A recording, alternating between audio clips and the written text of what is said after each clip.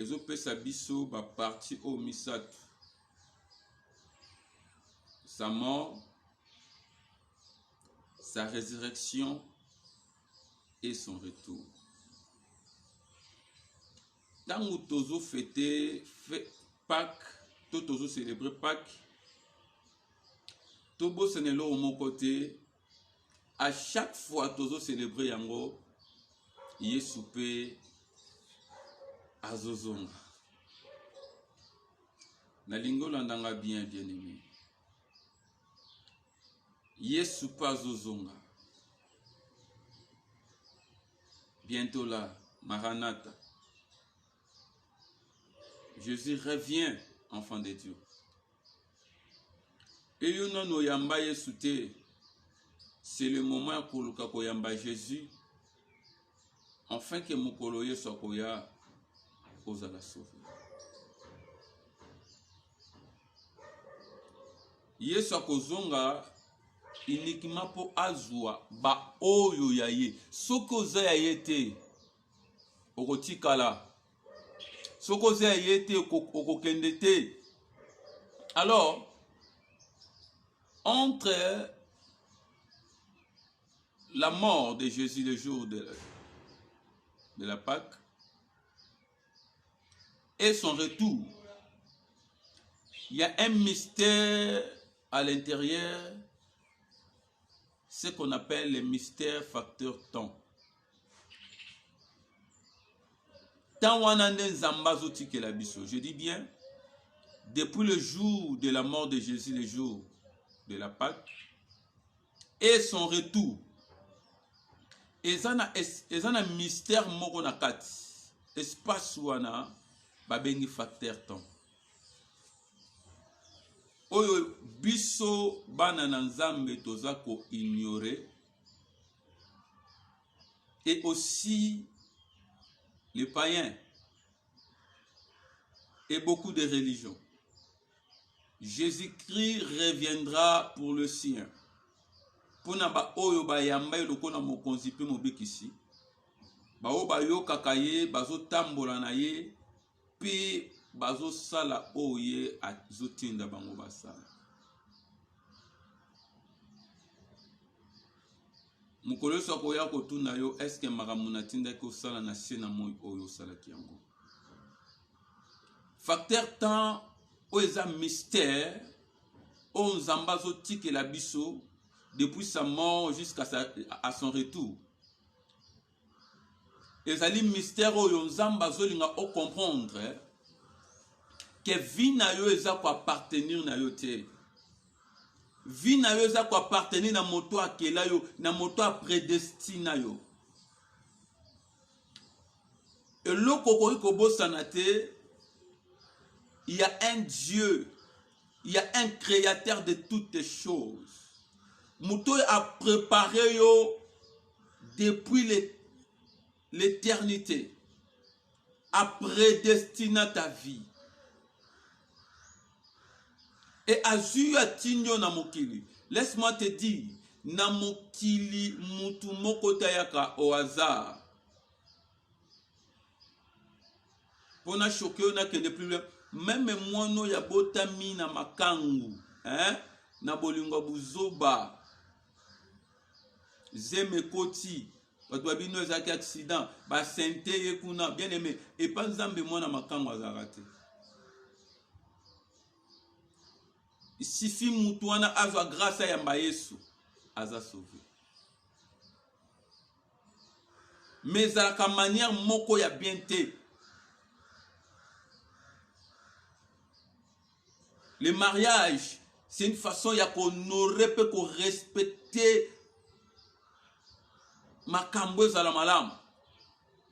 Makambo ezala kitoko. Famille ezala honorer. Vous allez reconnaître dans l'état et l'église et bénir bino liboso nzambe. Mutu nyonso abotami na mokili.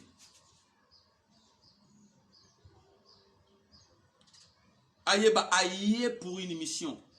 Obotami na mokili pona nzambe parce que nzambe nda permettre obotama. Parce que le pouvoir du bien et le pouvoir du mal, ils ont maboko en Zambé. Même si ceux qui diable luki vinayo, ceux qui nzamba lobi que okufate. Satan a lo ko salate. Nabano babota makananda kwa mabala babali ba. Papa na mama babalana. Naba oyo babota makana ki makangu. Bango nyonso babota makamu bato masu. Hein? Et la tatana maman na yo bazaba chrétien, né de Dieu, né de nouveau, né de l'esprit et nouvelle créature. Nature na bango, eza toujours pécheresse na corps, mais esprit ne zalaka sauvé. Lokola yo botami na nzoto, oza ya nzoto. Ceux qui sont nés de la chair sont chair et ceux qui sont nés de l'esprit sont esprit. To botamaka na nzoto, pe ko botami baleza ya molimo. Ezala ba parano baza ba chrétien soko botami oza muta masumu. Pour la sauver, il faut oyamaye sur le corps na mokonzi pe obikisi. 1 Jean 12:13 balobi, à tous ceux qui l'ont reçu, à ceux qui croient à son nom, elle a donné le pouvoir de devenir enfants de Dieu, lesquels sont nés ni du sang, ni de la chair, ni de la volonté de l'homme, mais de Dieu Tout-Puissant. Il faut naître de la volonté de Dieu. C'est alors que vous allez sauver. Ne okomi muto yo Yesu akufelaki. Tant on a fait dans le comme si waneza vinanga Yesu akozonga mokolo ya Pâques. Hein? Tant natalaka makambo ndenge nzamba bengela ngai namonaka ke Christ retourne ye kozala mokolo ya Pâques. Pendant que batu bazo célébrer, pendant que batu bazo célébrer, bazo kanisaye, bazo célébrer mémoire na ye na oya sala, moi je pense que c'est ce jour-là que Jésus-Christ reviendra.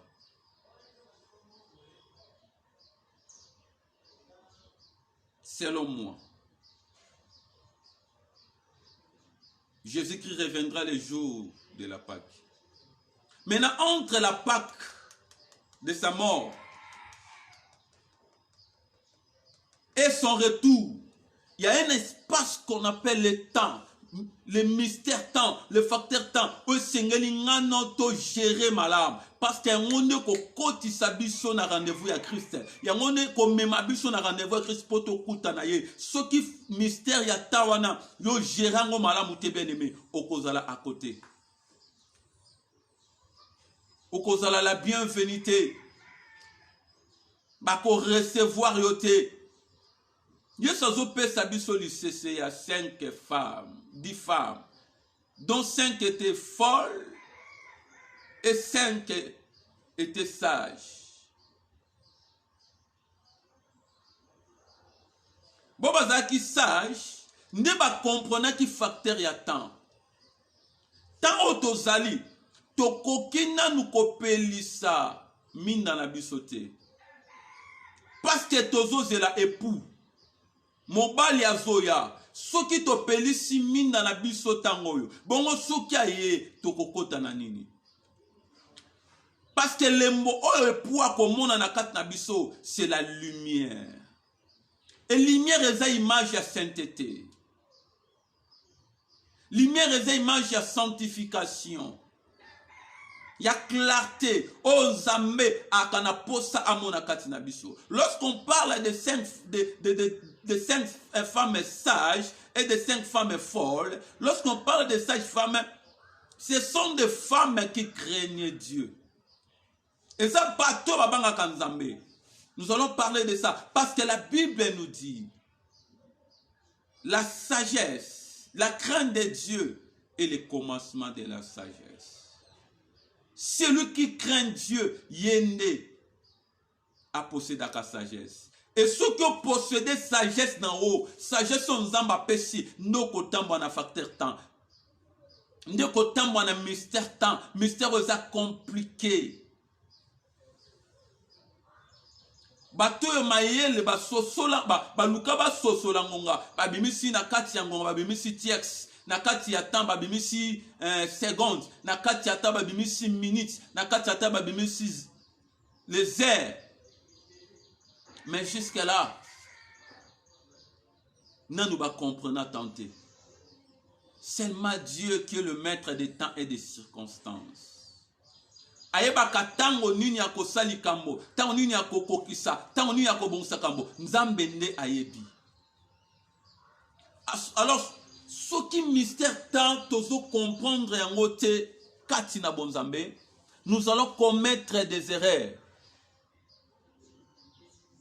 Lokola bana na nzambe na mutu na biso singa toya itotia Yesu akozonga. Atuni baye koli. Est-ce que nakokuta kondima? La foi que Jésus parlait, c'est la sagesse d'en haut. Et lorsque je parle de la sagesse d'en haut, la crainte de Dieu. Muto afandi na kati ya crainte na nzambe, yenda batela ka kondima na ye. Akolinga te kondima na ye. Ekota na faillite. Akolinga te kondima na ye kota na échec. Parce que azo tambola na kobanga nzambe. Alléluia.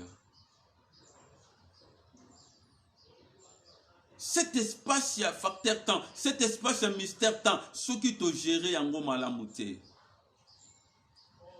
Eza na bato ebele so ko bala bango na yebi te.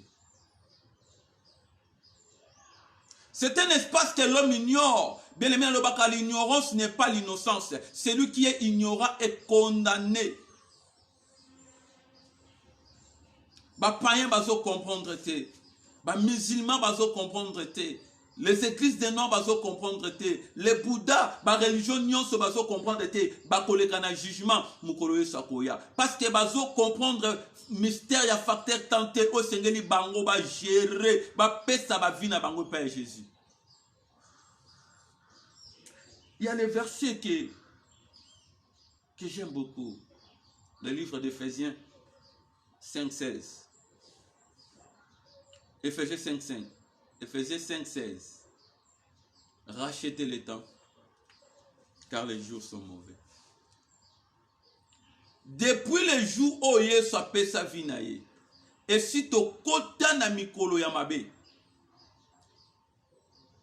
Yesu le quoi a fait déjà vie naïe, cela veut dire Aza ko annoncer biso son retour. Le quoi a déjà na kabi vinanga, le quoi déjà na pesi vinanga, bobo ngama bomi batela parce que nako zonga.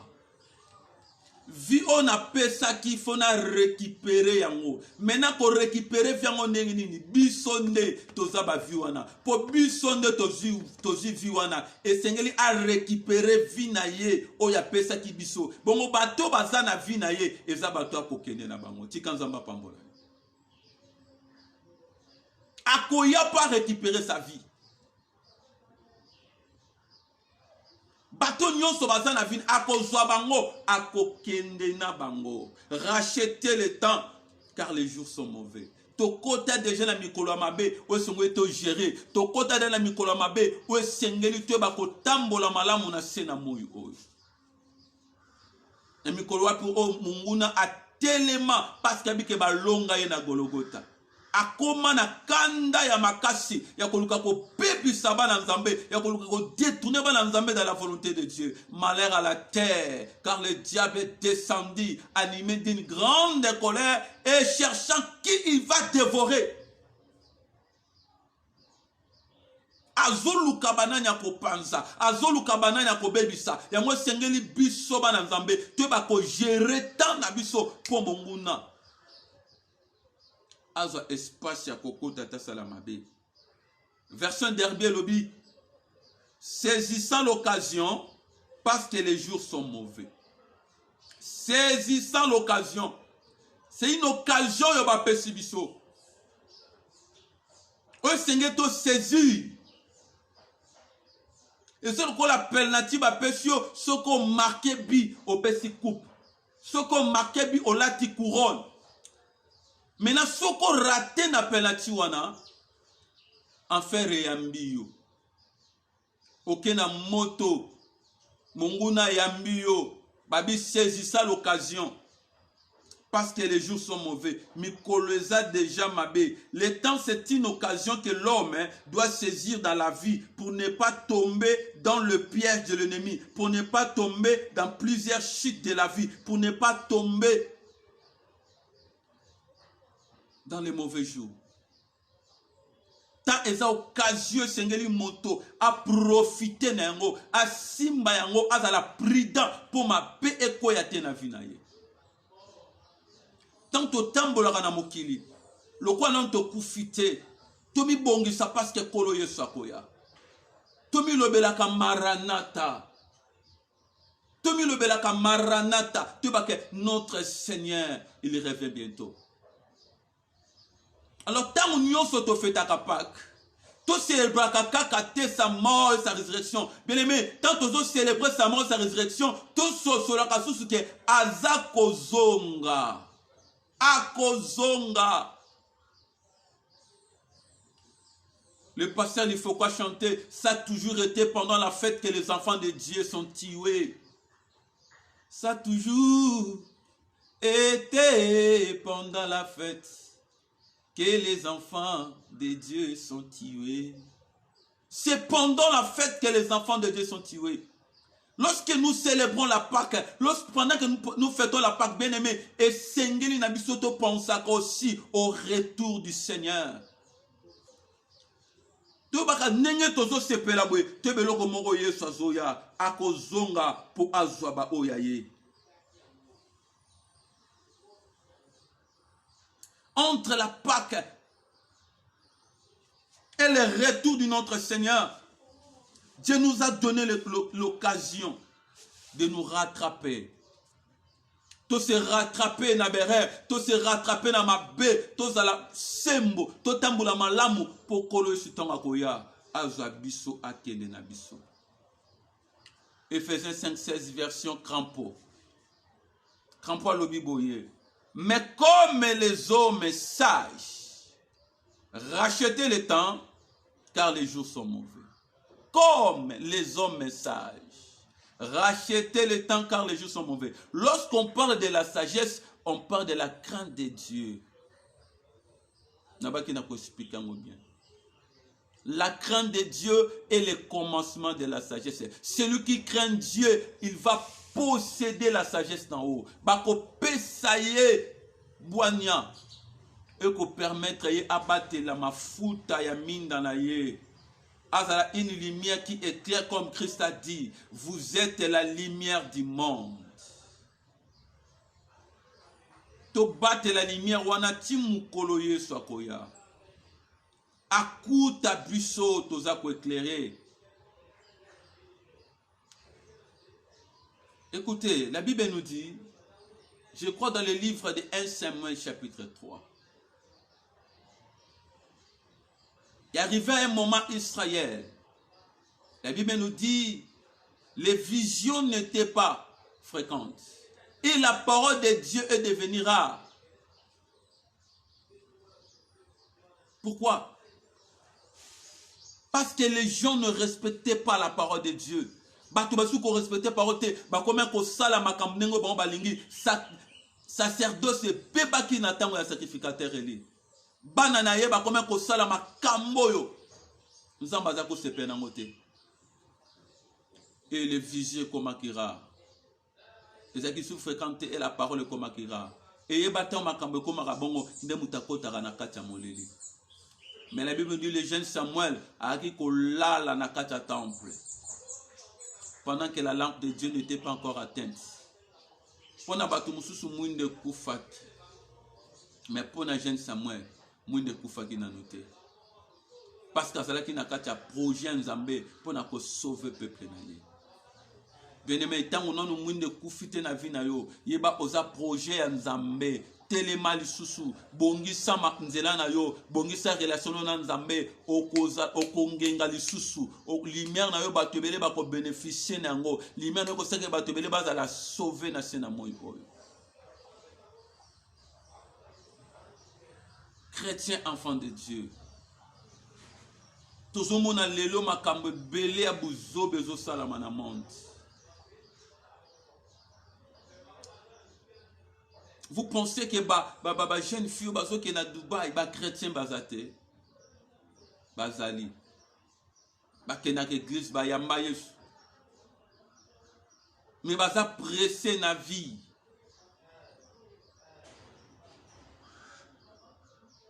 Na Matthieu 9 bezoloba pendant que Christ a traversé bord à comme na ngambo tant atali peuple le bio ayoki compassion na mutema pour baza lokola ba brebis o bazanga berger. Tant oza brebis ozanga berger ndoko kota na buzoba ba oya ye ba fanaka na kati ya bergerie ba yokaka mongongo na ye pe basalaka oya zolinga. Tant ozo bima libanda ya bergerie ndoko sala n'importe quoi. Na kati ya bergerie zana biloko ba brebis baliaka. Soko zu lion tient na kati ya bergerie à vivre te. Soko tie pembeni ya ba brebis a ko dévorer bon. Mais soko ko tie sika na ye moko lion ko lia matiti il va mourir pour ce sika na été. Yo pe brebis soko bimi libanda ya bergerie na yo. Oko survivre te parce que biloko yo ke no le libanda et que ça peut nourrir yo te mais que ça peut détruire yo. Beaucoup des enfants de Dieu bazo bimana kati ya bergerie et lumière wana zo kufa bango. Baza su ko éclairer te na place baza la ba lumière du monde bazo koma ba ténèbres du monde. Ba komi ko pesa molili na bisika o sengeli bango bangengisa. Parce que baza komi bongisa te, mutu ami bongisaka akobate la lumière na ye. Pour yango nde kozala lembo. Oye kokotise na rendez-vous ya maître.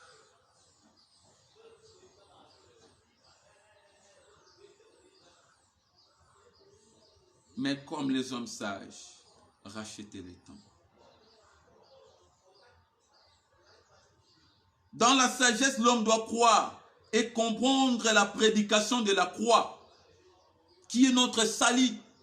Celui qui craint Dieu, celui qui marche dans la sagesse, il n'a qu'à comprendre la prédication de la croix. Il y a folie pour les musulmans, il y a folie pour l'église des noirs, il y a folie pour les païens, il y a folie pour les Bouddha. Mais pour nous, enfants de Dieu, c'est une puissance.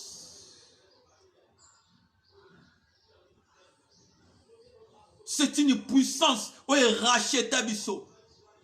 Oye somba biso. Na ba loi, na ba condamnation. Na malédiction.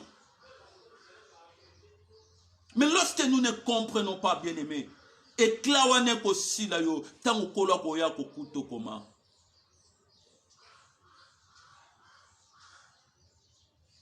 Maranatha, il y revient bientôt. Soyez bénis au nom de Jésus. La version Blaise dit, toujours Éphésiens 5,16. Mettez à profit les occasions qui se présentent à vous, car nous vivons des jours mauvais. Laisse que l'Éternel Dieu te bénisse. Mettez à profit les occasions qui se présentent à vous, car nous vivons des jours mauvais. Les occasions qui se présentent. Bazo te ya yo, bazo la kiso Yesu, bazo la kiso nzela, olingi koyo kate, olingi ko profiter te na temps oyo, Yesu aza ko se présenter liboso na yo bien aimé. Toza déjà na mikolo ya mabe, ya ma Yesu na vie na yo, salela Yesu, banga Yesu, tambola bien aimé. Quand Christ reviendra, akuto na position oye alinga yo za na sena moyo oyo.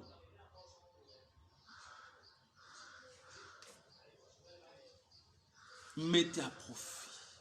Baosa la nyonso po tambola malamu. Bazo teyo bazo lobelo po sana relation malamu na Nzambe. Mais lorsque vous ne comprenez pas,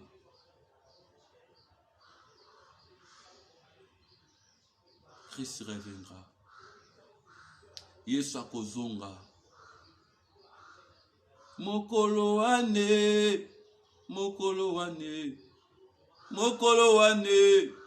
Okozala wapi. Okozala wapi mokolo wana. Entre la Pâque de la mort de Jésus et son retour, le monde vit déjà dans les mauvais jours. Nous sommes déjà dans les mauvais jours. Profitez des occasions que le salut nous offre. Le salut nous offre des occasions. Il y a qu'à recevoir Christ, il y a qu'à l'endayer, car il est le chemin, la vérité et la vie. Ma si biso occasion à l'endayer. Si biso occasion à koyokaye à kondimele pe kosela ye. No occasion wanande soki to landiye tokobika. Bien aimé, kosa la blague te. Kosepe la peine à bouzoba te. Pour la zoloba, réjouissez-vous dans le Seigneur. Réjouissez-vous dans le Seigneur. Je le répète. Réjouissez-vous dans le Seigneur. C'est parce que dans le Seigneur que tu ne vas pas tomber dans le piège du monde. Tu ne vas pas tomber dans le piège de l'ennemi. Mais ba obazo sepe la kati na mokili bangonde ba kokweya na piège ya monguna bobazo sepe na mokili bangonde ba kokweya na mitambo nyonso monguna atiaka liboso. Enfant de Dieu, sache-le très bien, chaque jour de ta vie ozalaka piégé. Chaque jour de ta vie mitambo ozalaka. Mais Christ a dit ba muta ko longa mitambo yenda kolata couronne. Ozala piégé parce qu'à la croix, Christ est sa personne senti. Et pour ses ennemis à la cas, Abotolo senti on est champion du monde. Et ça, bimisa biso balongi. Mais diable n'a quoi arracher biso cette victoire. Poto kouya na buzoba na ye, poto kouya na mitambo na ye. Tikanzamba pambola yo. Donc seulement zolo ba jeune, réjouis-toi de ta jeunesse, mais sache qu'un jour au collègue en jugement. C'est important. Un jour au collègue en jugement. Alors, qu'on gaspille tant à yoto sans n'importe quoi. Il y a maïs sur la vie dans le col à mon cosmo ici. Salé l'anzambé. Ne nous portons pas dans nos sentiments, ne nous portons pas dans nos émotions. Toi, tu célébrer Pâques. Tu célébrer Pâques, tu peux ngouiller kita. Tu célébrer Pâques, tu peux tobika. Tu célébrer Pâques. Tu kanisa paye sozoya. Aibo sala kama na mémoire nangani. Tu kanisa ye nazo répéter nenga kufa nenga c'est quoi. Et tu kanisa ye pe nengini na kozonga. Et tant à kozonga kokuto na position nini. A kokuto na position nini. Ça a toujours été pendant la fête que les enfants de Dieu sont tués. Lorsque nous mangeons le corps de Jésus, lorsque nous buvons son sang, Marachita Kabrade, Tokanisa kete nzoto tozolia makilo tozomela ya mokonzi na biso. Et mokonzi na biso azozonga, mokonzi na biso azoya. Totambola na sagesse, car les jours sont mauvais.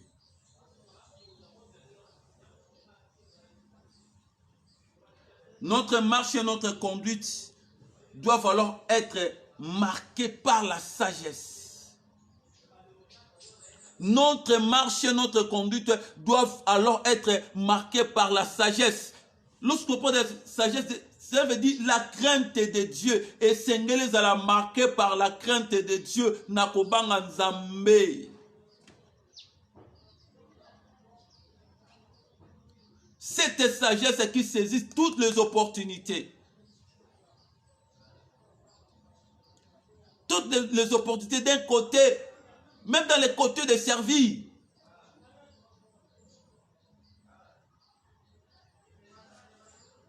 Même temps où c'est l'ensemble avec sagesse, c'est là avec crainte. C'est une manière qu'on contrôle la compréhension et la volonté naïe. L'essence même d'un bon service n'est pas simplement d'accomplir l'œuvre, mais de le faire selon la volonté de celui que nous servons.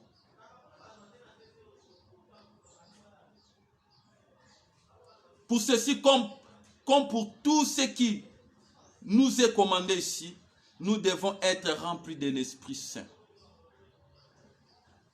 Comme il est écrit, ne soyez pas remplis du vin, c'est la débauche, mais au contraire, soyez remplis de l'Esprit Saint.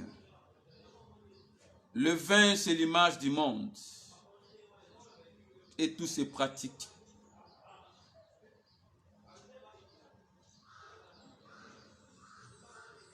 Marchez selon l'Esprit et vous n'accomplirez pas les désirs de la chair.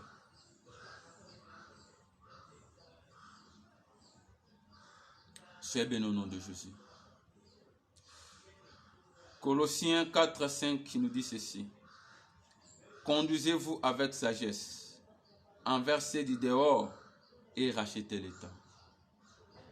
Botambola na bwania libosa bato ba ebinzambe te. Pibo bate langonga. Bato ba ebinzambe te bazozela ba mona kat na biso une image ya sainteté. Une image ya crainte. On se va marcher dans la crainte de Dieu. Envers ceux du dehors et racheter le temps. Marcher dans la sagesse envers ceux du dehors, saisissant l'occasion. Ça, c'est la version d'Herbie. Marcher dans la sagesse envers ceux du dehors, saisissant l'occasion. Pour gagner ceux du dehors, busse Seigneur tous en la crainte. Servir Dieu et l'ikoloba, gagner les âmes pour Dieu. Batumusu peut pas la sauver, nengo la sauver. Soko yo kaka mawaya batute. Olingi yo moko bika kaka mukolo yo mokoyo sakoya. C'est que tu n'es pas un bon serviteur. Yesu tanga zo matalobi, allez partout le monde et faites de toutes les nations mes disciples. Allez partout le monde et faites de toutes les nations mes disciples. Christ n'a pas dit de faire les chrétiens, mais de faire les disciples. Nengeyo babiki sayo, linga pe bamsu babika. Nengo za sauvé, linga pe bamsu baza sauvé. C'est ça servir Dieu. Verset au crampon nous dit, conduisez-vous avec prudence envers ceux qui sont dehors de l'église, sachant profiter des circonstances. Conduisez-vous avec prudence. La prudence, c'est la vigilance. Soyez simple comme le corbeau et prudent comme le serpent. Soyez vigilant parce que Yesu azoyo ebité na nzela na biso nini rokoma nini koya soki toza vigilanté toko koya pe na libulu toko koya pe na mutambo to sali n'importe quoi. Soyez vigilants. Soyez vigilants envers ceux qui sont en dehors de l'église. Ndenge toko zala pona ko gagner bango, ne toko zala po bango pe ba yakati na bonzambe ba zala sauver lokola yo. Version Blaise nous dit, conduisez-vous avec sagesse dans vos relations avec ceux qui n'appartiennent pas à la famille de Dieu, en mettant à profit toutes les occasions qui se présentent à vous. Conduisez-vous avec sagesse, conduisez-vous avec la crainte. Na ba relation na bino nyonso bato yo baza na kati ya famille chrétienne te, baza na kati ya famille nzambe te, ndenge yo kotambola ndenge yo kozala, totia na profit nyonso esengeli po bango babika, po mikolo eza mabe. Yesu atali bango alobi baza lokola ba brebis oyo bazangi berger. Nzamba lingo za la berger ya mutu moko po mutu anabika. Zala berger ya mutu moko bisiko za yo zamona nzambe, est-ce que na famille na yo combien de personnes déjà baza sauver? L'environnement non combien baza sauver? Pour ça nzambe eza okoma berger oyo okomema ba brege panaye.